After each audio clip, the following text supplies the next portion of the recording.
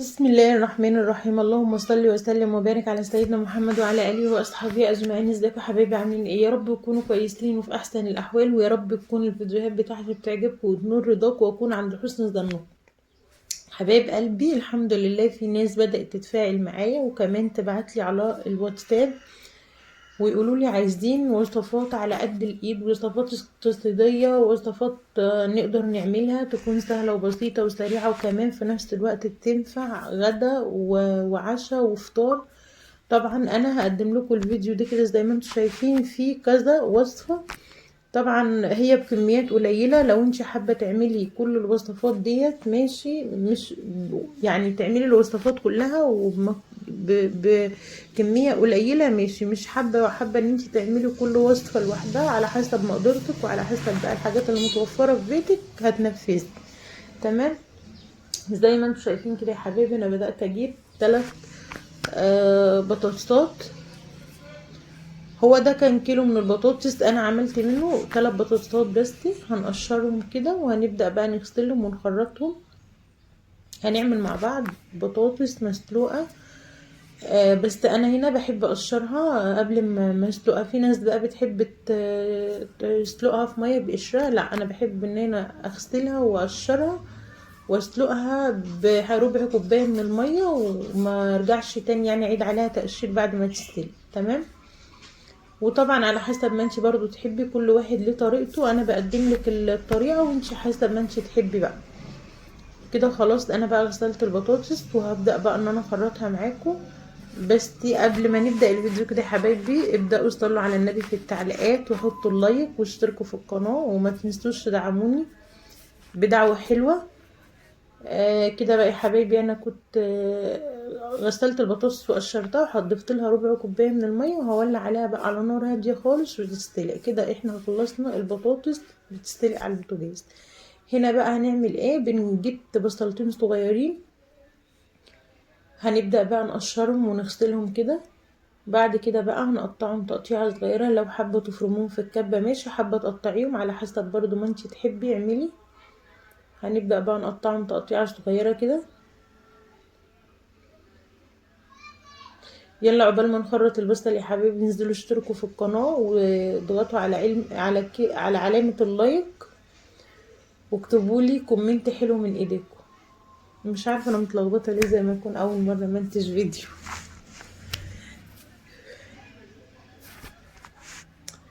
هنا بقى خرطت البصل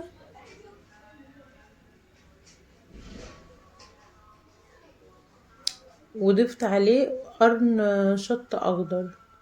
هنبدأ بقى نشوحهم كده على النار لحد ما ياخدوا لون ذهبي. وهنا البطاطس كانت خلاص دخلت على سوا.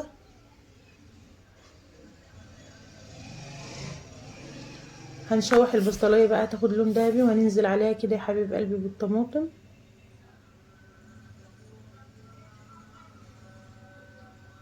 دول حوالي كان 4 أو 5 طماطميات، يعني ما كملش نص شفشق الخلاط.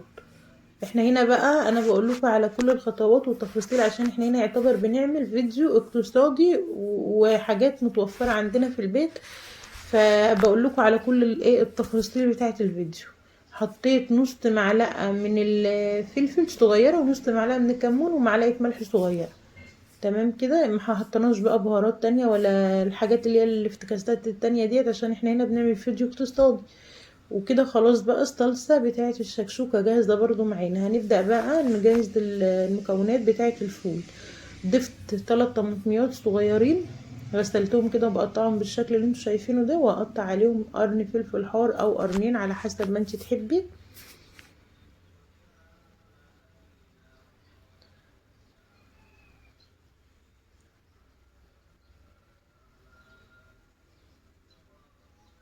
خلاص كده يا حبايبي، انا قطعت بقى قرنين فلفل حار.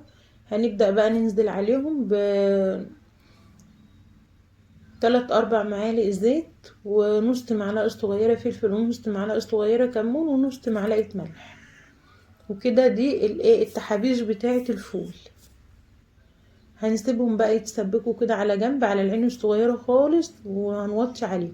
وهنا بقى الصلصة اهي بتتسبك، والصلصة بتاعت الفول برضو يعتبر اتسبكت، والبطاطس اكستلقت معايا. هنبدأ بقى يا حبايبي، جبت كيس من الفول اللي انا كنت مدمساه معاكم الفيديو اللي فات، وهننزل عليه بالصلصة بتاعت الفول اللي انا لسه عاملاها معاكم. وهنا بقى البطاطس برضو كانت استلقت اهي، والصلصة بتاعت الشكشوكة برضو يعتبر جهزت معانا. هنا بقى انا معايا 6 بيضات، او على حسب بقى العدد اللي هياكل من الاكل، يعني هتحطش البيض على حسب الافراد اللي هتاكل من الاكل. هنا انا كان معايا 6 بيضات، وضفت عليهم رشة صغيرة من الفلفل الاسود.